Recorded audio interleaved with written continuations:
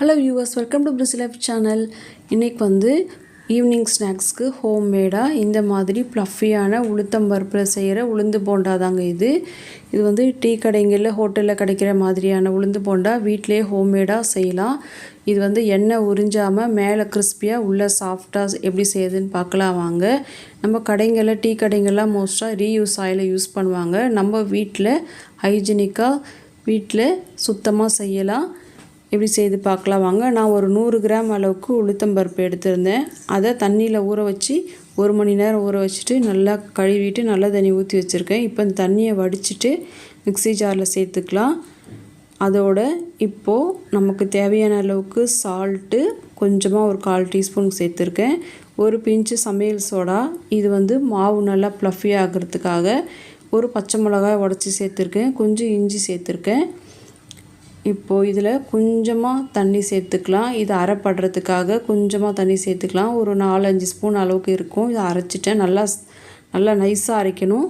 இப்போது அரைச்சிட்டு அந்த பவுலில் ட்ரான்ஸ்ஃபர் பண்ணிக்கலாம். இப்போ நல்லா மிக்சியில் வழிச்சிட்டு அந்த பவுலில் சேர்த்துக்கலாம் எல்லாத்தையும்.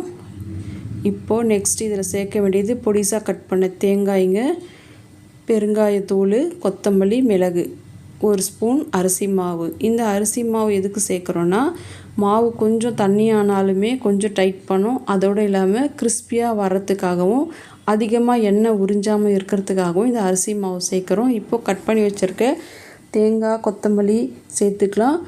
மிளகு, பெருங்காயத்தூள் சேர்த்துக்கலாம். இப்போ இதை நல்லா கலந்து கொடுத்துக்கலாம். நல்லா மிக்ஸ் பண்ணியாச்சு.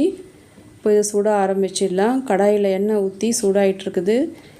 இப்போது கையில் தண்ணி தொட்டு இந்த மாதிரி எடுத்து கையில் குண்டு குண்டாக அப்படி விட்டோம்னா அந்த நம்ம கையில் விட்ட மாவை விட அதோடய சைஸ் இன்னும் டபுளாக வரும்.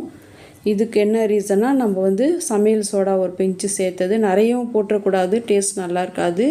ஒரு பிஞ்சு தான் சேர்க்கணும் இந்த அளவு உளுத்தம்பருப்பு மாவுக்கு. இப்போ பாருங்கள், நல்லா கோல்டன் ப்ரௌன் கலரில் வந்திருக்கு. மேலே நல்லா கிறிஸ்பியாகவும் உள்ளே மிருதுவாகவும் இருக்கும். இப்போ நான் வந்து தேவையான அளவுக்கு சுட்டுட்டு மீதி மாவை எடுத்து அடுத்த நாள் கூட சுட்டுக்கிறதுக்கு வச்சுட்டேன் நான் ஃப்ரிட்ஜில். உங்களுக்கு தேவைப்பட்டால் அன்றைக்கி கூட முழுசாக சுட்டலாம். இது அடுத்த நாளும் தண்ணி எண்ணெய் கோக்காது. இதில் வெங்காயம் சேர்த்தா தான் எண்ணெய் கோக்கும் அடுத்த நாளைக்கு. இப்போது செஞ்சாச்சு. சூப்பராக வந்திருக்கு பாருங்கள்.